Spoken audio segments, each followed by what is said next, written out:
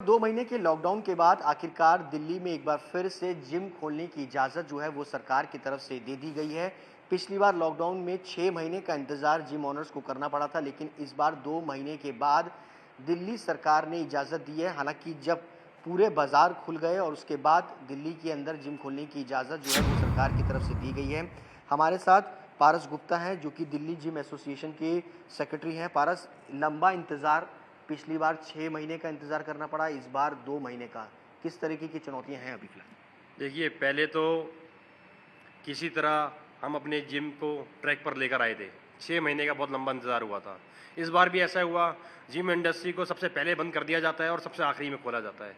हमें ये होप थी कि अब मंडे आ रहा है, अब गाइडलाइन तैयार हो रही है, तो अब मंडे को जिम खुलेगा, पर करते-करते अभी भी इस बार भी 2 महीने हो गए। पिछली बार 6 महीने हो गए थे। देखिए, एक्साइटमेंट तो है कि हमारा काम खुल गया है, घर पे बैठे हुए थे, अब घर से बाहर निकलेंगे, 2 रोटी खाएँगे, कमा के लाएँगे तो 2 रोटी खाएँगे, ठीक है? पर उसके साथ-साथ बहुत सारी चुनौतियाँ हमारे सामने हैं। जैसे कि और भी स्टेट्स में हाउस टैक्स, प्रॉपर्टी टैक्स और बिजली के फिक्स चार्जेस माफ़ कर दिए गए हैं। पर हम यही होप हमारी दिल्ली सरकार की तरफ से है कि कुछ रिलैक्सेशन जिम की इंडस्ट्री की तरफ से के लिए कुछ ना कुछ हो, ताकि हमें कोई रियायत मिले, रिलैक्सेशन मिले।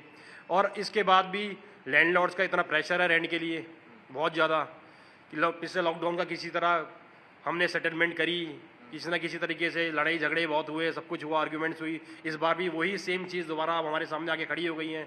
लड़ाई झगड़े लैंडलॉर्ड के साथ, ऊपर से क्लाइंट के साथ। क्योंकि लास्ट टाइम भी जब लॉकडाउन हुआ था तो क्लाइंट्स के पैकेजेस हमें बहुत मुश्किल से मैनेज करने पड़े थे, और इस बार वही चुनौती हमारे सामने है।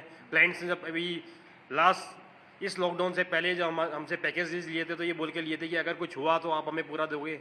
तो वही सारी चीज़ें हमारे सामने चुनौतियाँ खड़ी होने वाली है, क्योंकि हमें पीछे से कोई भी सपोर्ट नहीं मिल रहा है, गवर्नमेंट का जीरो सपोर्ट है, और हम क्लाइंट्स को कैसे सपोर्ट दे सकते हैं। इसके अलावा तैयारियाँ क्या-क्या कर रहे हैं इस बार? क्योंकि तीसरी लहर भी कभी भी आ सकती है, लगातार एक्सपर्ट बता रहे हैं, और ऐसे में लोगों को आने के लिए किस तरीके की सावधानियाँ बरत रहे हैं?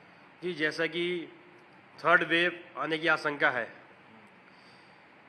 ये जो गाइडलाइंस पहले हमने फॉलो करी थी गवर्नमेंट के हिसाब से, सैनिटाइज़र एवरी आवर, जिम को सैनिटाइज करना, सोशल डिस्टेंसिंग, आप देख सकते हैं हमने जिम में मार्किंग करी हुई है। नहीं, आप देख सकते हैं ये मार्किंग जो है वो, अपने कैमरा पर्सन नासिर से कहूँगा कि ये मार्किंग जो है वो स्टेप बाय स्टेप की हुई है। इसके अलावा तमाम मशीनों को लेकर के मशीनों को अल्टरनेट मशीनें, एक को छोड़ के एक मशीन स्टार्ट है, बंद करी गई है, और भी गाइडलाइंस है। और इस बार मेन जो गाइडलाइन जो हमने, जो क्लाइंट्स आएंगे तो हमें मेन है कि हम उसको 2 वैक्सीन लगी होनी चाहिए। 2 डोज वैक्सीन लगी होगी तो वो एंट्री होगी। महत्वपूर्ण कदम जो है वो जिम ओनर्स की तरफ से किया गया है कि 2 वैक्सीन का डोज होगा, उसके बाद ही जिम में आने की इजाज़त जो है वो जिम ओनर्स की तरफ से दी गई है। तमाम व्यवस्था हैं, लेकिन उम्मीद ज़्यादा है कि जल्दी से जल्दी, अब जब जिम खुलेंगे कल से, उसके बाद क्या कुछ तैयारियां रहती हैं, कितने लोग आते हैं, क्या वो पहले वाली स्थिति जो है वो बन पाती है? कैमरा पर्सन नासिर खान के साथ सुशांत मेहरा, दिल्ली, आज तक।